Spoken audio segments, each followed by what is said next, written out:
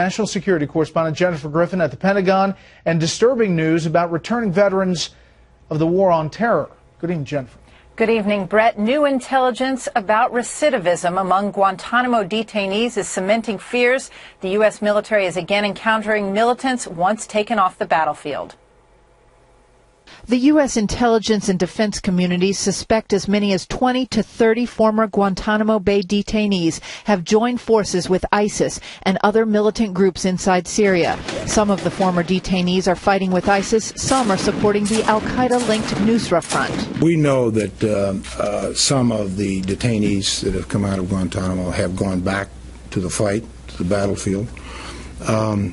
We're aware of that. The chairman of the House Armed Services Committee called for an immediate suspension of detainee releases in a letter to the Defense Secretary today.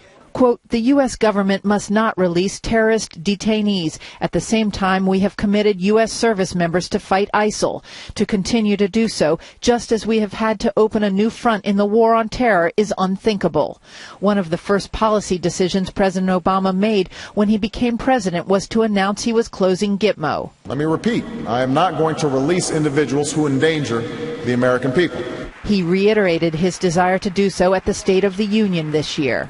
This needs to be the year Congress lifts the remaining restrictions on detainee transfers and we close the prison at Guantanamo Bay.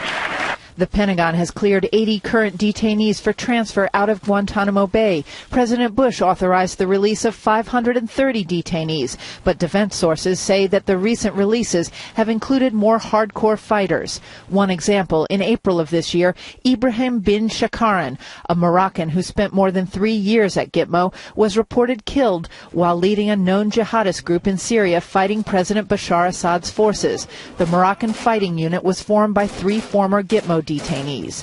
The former U.S. ambassador to Iraq from 2010 to 2012 says he would advise against releasing more detainees from Gitmo. These people are very ideologically and essentially religiously committed to their evil cause, and it is very hard to sort out who are going to stay at home and who are going to return to the battlefield. Of the 620 detainees released during the Bush and Obama administrations, U.S. defense officials estimate 180 have returned to the fight, Bret. Jennifer Griffin live at the Pentagon. Jennifer, thank you.